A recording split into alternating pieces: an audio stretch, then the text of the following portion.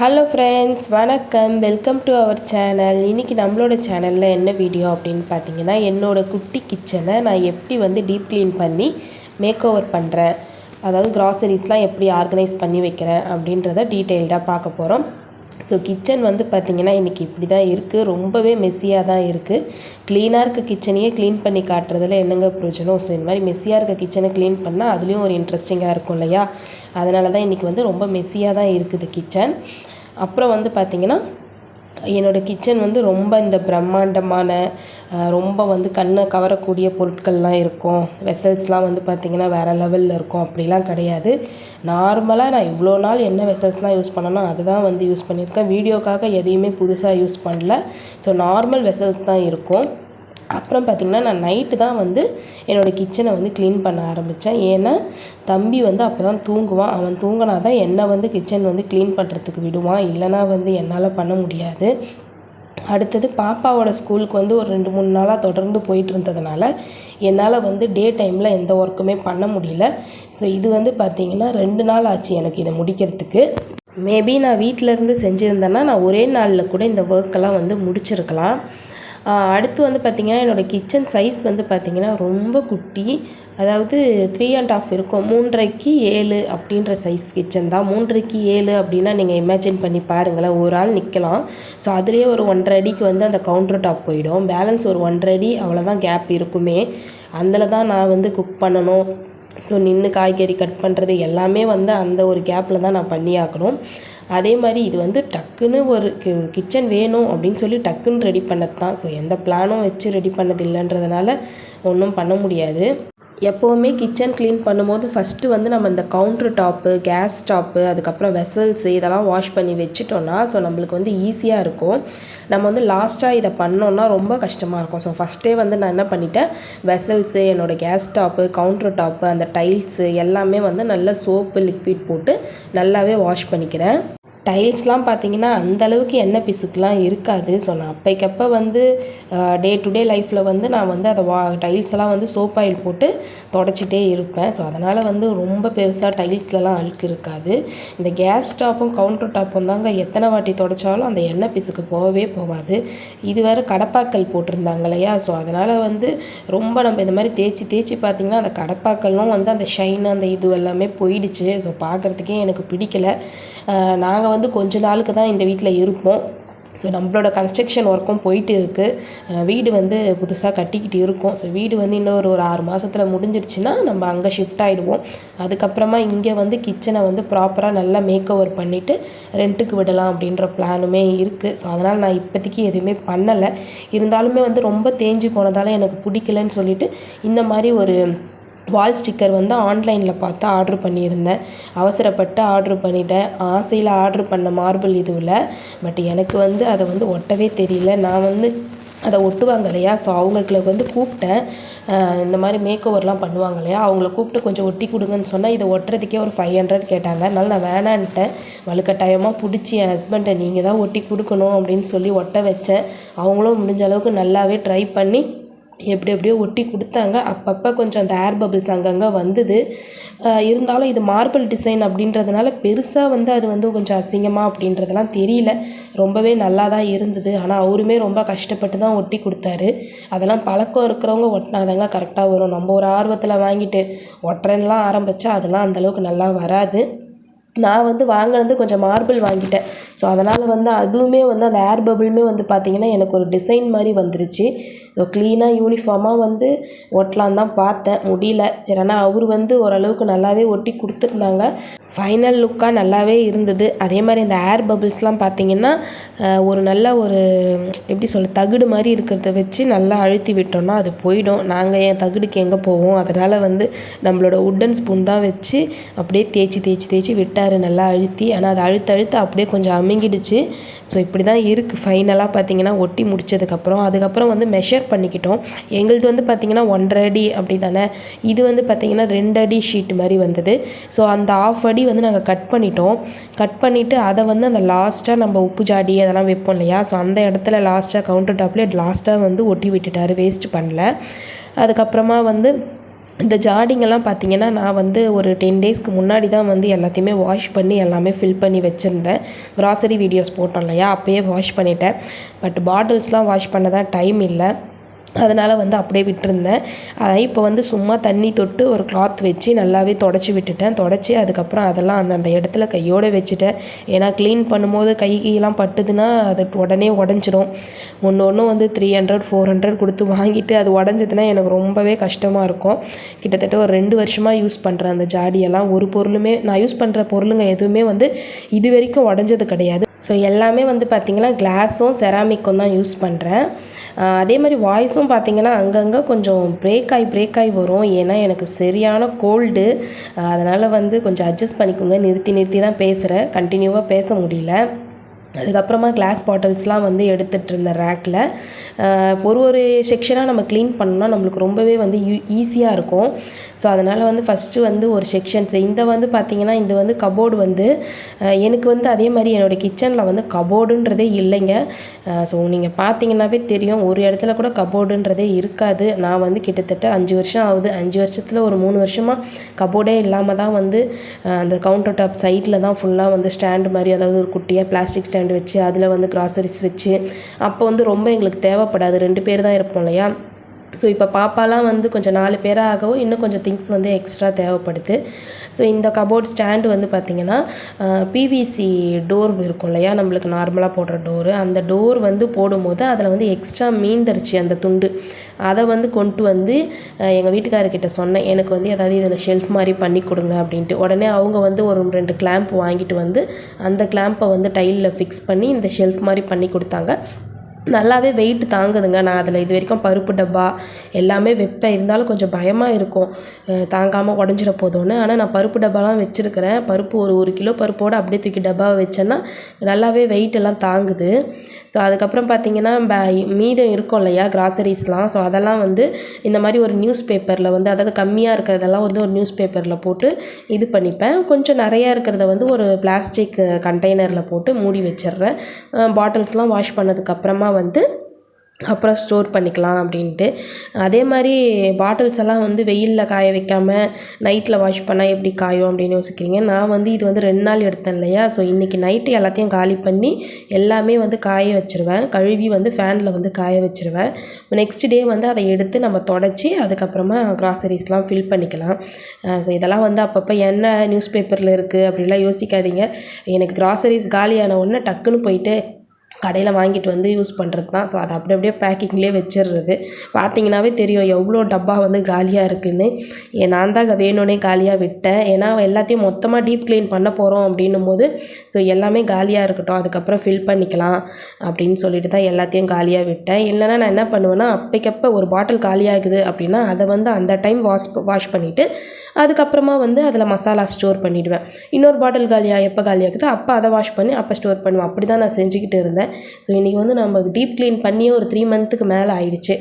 So ஃபுல்லாக பண்ணுவோம் எல்லாத்தையும், அதனால தான் வேணும்னே நான் காலியாக விட்டேன். அதே மாதிரி இந்த கிளாஸ் பாட்டில்ஸ்லாம் பார்த்திங்கன்னா வீடியோக்காக வாங்கினது அப்படிலாம் கிடையவே கிடையாது. ஸோ நான் வீடியோ வந்து இப்போ தான் போட ஸ்டார்ட் பண்ணேன். நான் இதெல்லாம் வாங்கி 2 வருஷமாக ஆகுது. நானுமே சில வீடியோஸ்லாம் பார்ப்பேன் இல்லையா, ஸோ அதெல்லாம் பார்த்து கொஞ்சம் ஆசைப்பட்டு நம்மளும் வந்து கிளாஸ் பாட்டில்ஸாக மேக் பண்ணோம். நான் வந்து ஸ்டீல் யூஸ் பண்ணேன், அதுக்கு முன்னாடி பிளாஸ்டிக்ஸ் யூஸ் பண்ணேன். அதெல்லாம் வந்து எனக்கு அந்தளவுக்கு வந்து பெரிய இன்ட்ரெஸ்ட் இருக்காது, ஏதோ பாட்டில்ஸ் அப்படின்னு. ஆனால் கிளாஸ் எப்போ வந்ததோ, நான் எப்போ யூஸ் பண்ண ஆரம்பிச்சேனோ அதை வந்து பாதுகாப்பேன், பொத்தி பாதுகாப்பேன். அதே மாதிரி எந்த பாட்டில் காலியாகுதுன்னு பார்த்துக்கிட்டே இருப்பேன். டக்குன்னு வாஷ் பண்ணி அதில் வந்து ஏதாவது க்ராசரிஸ் ஃபில் பண்ணுவேன். எனக்கு எப்பயுமே இந்த கிளாஸ் பாட்டில்ஸில் ஃபுல்லாக வந்து இந்த ஸ்பைஸ் ஐட்டமோ இல்லை ஃபுல்லாக வந்து அது வந்து ஃபுல்லாக நிறைஞ்சி அதை நம்ம ஷெல்ஃபில் பார்க்கும்போது அது ஒரு அழகாக இருக்கும். பொதுவாகவே எனக்கு கிளாஸ்னால் அப்படி ரொம்பவே பிடிக்கும். ஸோ அதை நல்லா க்ளீனாக பளபளன்னு வாஷ் பண்ணிவிட்டு அதுக்கப்புறம் அதை பார்த்தோன்னா அதோட லுக்கே வந்து வேறு லெவலில் இருக்கும். ஸோ அதனால் கொஞ்சம் எனக்கு கிளாஸ் பிடிக்குன்றதுனால ஆசைப்பட்டு இதெல்லாம் ஒன்று வாங்கினேன். இதெல்லாம் வந்து எல்லாமே ஆன்லைனில் தான் வாங்கினேன், ஃப்ளிப்கார்ட்டில் தான் வாங்கினேன். எனக்கு பேக்கேஜிங் வைஸ் சூப்பராக வந்திருந்தது. எதுவுமே வந்து பார்த்திங்கன்னா ஒரு கிராக்கிங்கோ எதுவுமே இல்லாமல் நல்லா வந்திருந்தது. பெரிய பாட்டில் பெரிய பாட்டில்லாம் செட் ஆஃப் 6 வந்து வாங்கியிருந்தேன். ஸோ எல்லாமே ரீசனபிள் ப்ரைஸில் தாங்க வாங்கியிருந்தேன். ஒரு 500 600 அதுக்குள்ளே தான் வாங்கியிருந்தேன். சின்ன பாட்டில்ஸ்லாம் பார்த்தீங்கன்னா செட் ஆஃப் 12 அது வாங்கியிருந்தேன். அப்புறம் ஒரு மீடியம் சைஸ் பாட்டில்ஸ்லாம் பார்த்தீங்கன்னா செட் ஆஃப் 5 6 அப்படின்னு சொல்லி வாங்கியிருந்தேன்.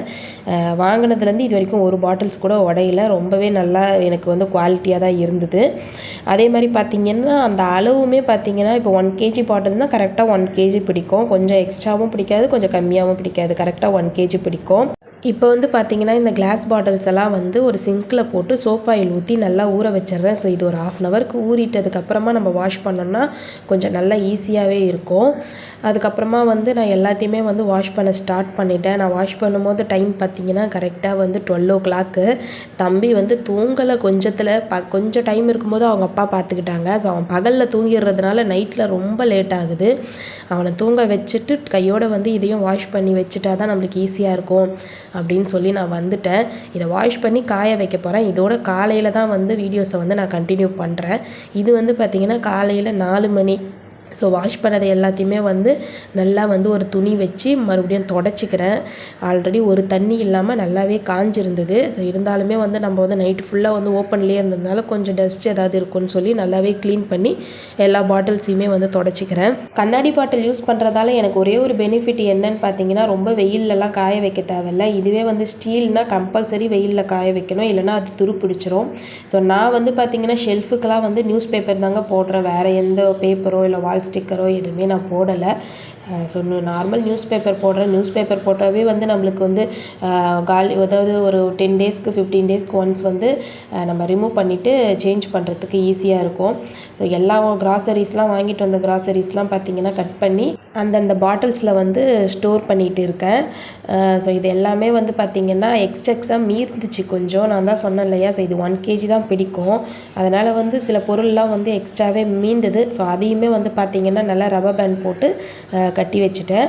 ஸோ எல்லா கிராசரிஸுமே வந்து ஃபில் பண்ண நான் வந்து இந்த வாய்ஸ் ஓவர் பார்த்திங்கன்னா விடிய காலையில் கொடுக்குறேன். ஸோ ஆல்மோஸ்ட் வந்து எல்லோரும் எழுந்துக்க ஆரம்பிச்சிட்டாங்க. டைம் வந்து 5:30க்கு மேலேயே ஆகுது. ஸோ இங்கெல்லாம் வந்து பார்த்திங்கன்னா மார்கழி மாதம் அப்படின்றதுனால ஒரு 4 மணி 4:30 மணிலேருந்தே ஆள் நடமாட்டம் வந்து அதிகமாக இருக்கும். எல்லாருமே எழுந்துப்பாங்க எல்லார் வீட்லேயும். ஸோ எல்லோரும் எழுந்துக்க ஆரம்பிச்சிட்டாங்க.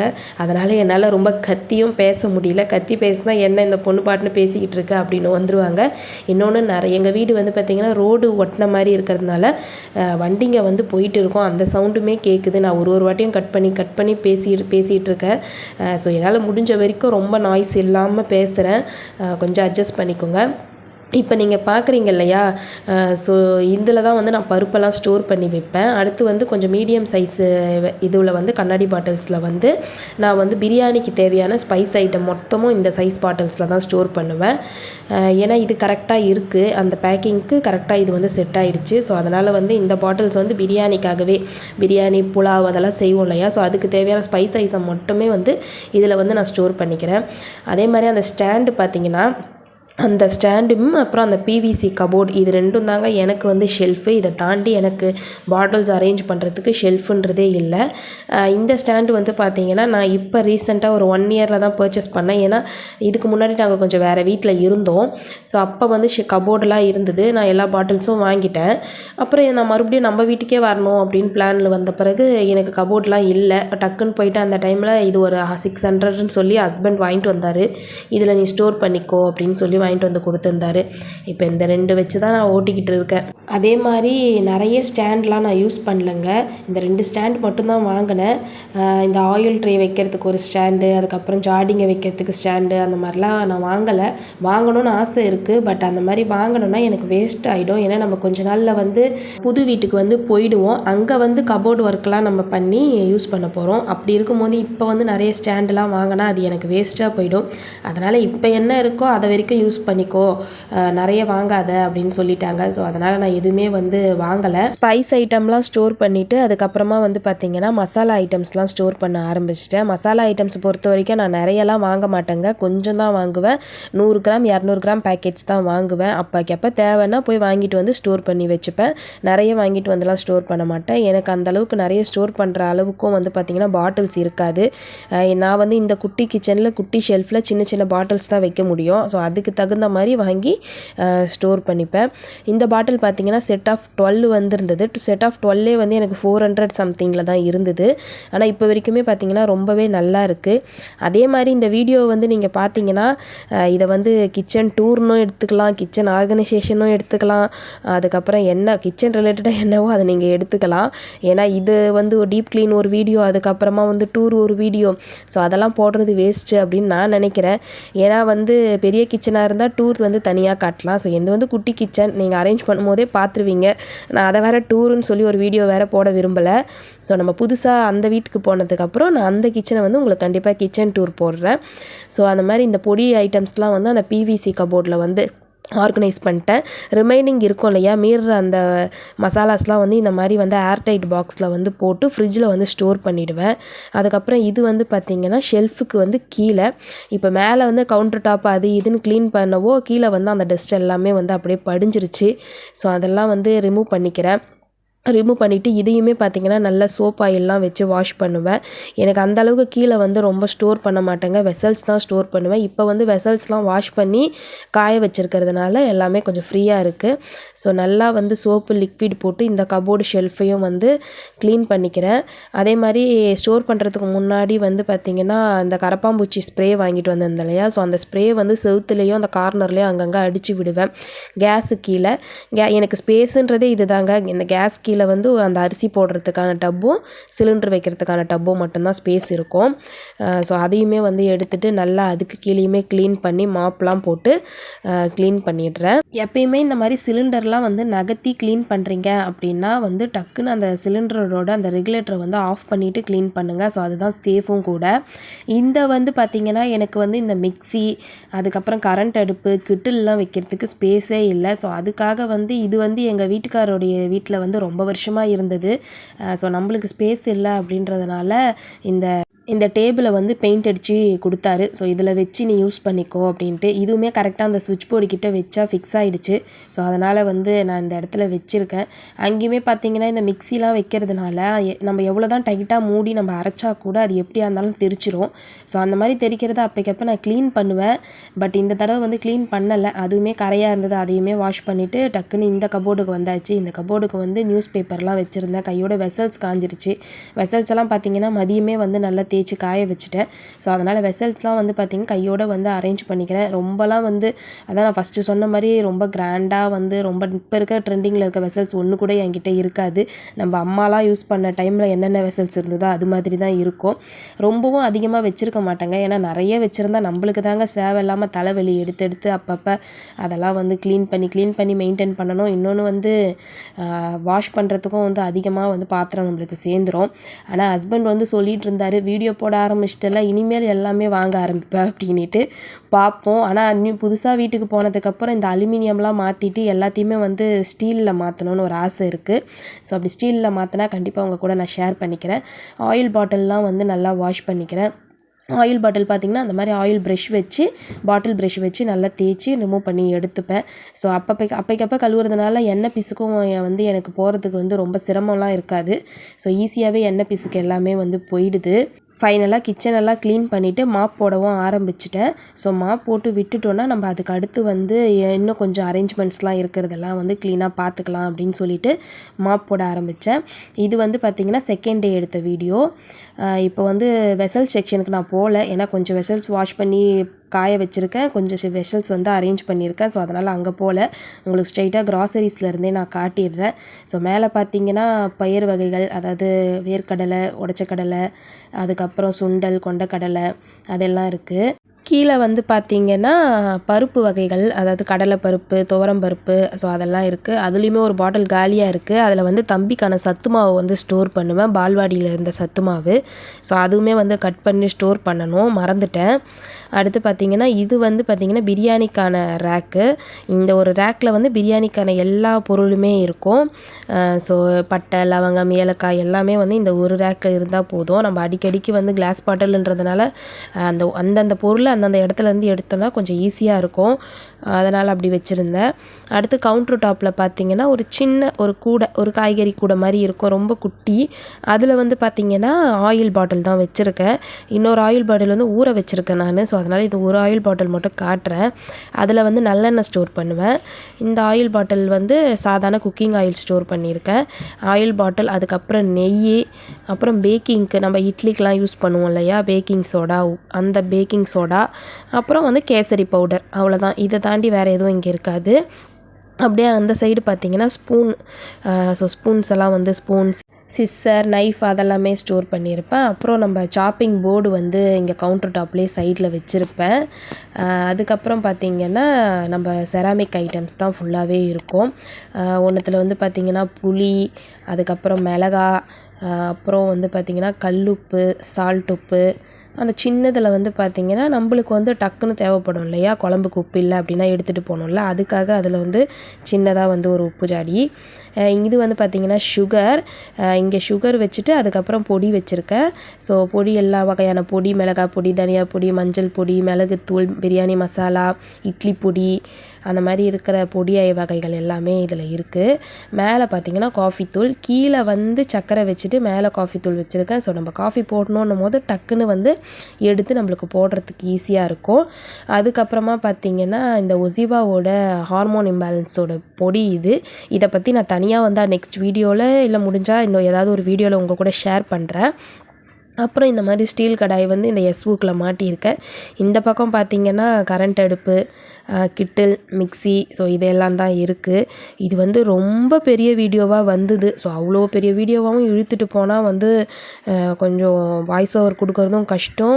இன்னொன்று வந்து பார்த்திங்கன்னா ரொம்ப வந்து அதை நான் எதை சொல்கிறேன், ரொம்ப டீட்டெயில்டாக இருக்கிற மாதிரி இருக்கும். ஸோ அதனால் நல்லா ஃபாஸ்ட் ஃபார்வேர்டு தான் பண்ணிட்டேன். வீடியோஸை வாய்ஸ் ஓவர் கொடுத்துக்கலாம் அப்படின்னு சொல்லி ஃபாஸ்ட் ஃபார்வேர்ட் பண்ணிவிட்டு கொஞ்சம் ஷார்ட்டாக கட் பண்ணி தான் போட்டிருக்கேன். ஸோ எல்லாமே வந்து பார்த்திங்கன்னா தொடச்சி கிடச்சி எல்லாம் க்ளீனாக முடிச்சாச்சு. ஃபைனலாக கிச்சனை வந்து ஒரு வழியாக டீப் க்ளீன் பண்ணியாச்சு. இப்படி தான் இருக்குது என்னோடய கிச்சன் வந்து. உங்களுக்கு என்னோடய வீடியோ பிடிச்சிருந்தா லைக் பண்ணுங்கள், ஷேர் பண்ணுங்கள், கமெண்ட் பண்ணுங்கள். இன்னொரு வீடியோவில் பார்க்கலாம். பாய்.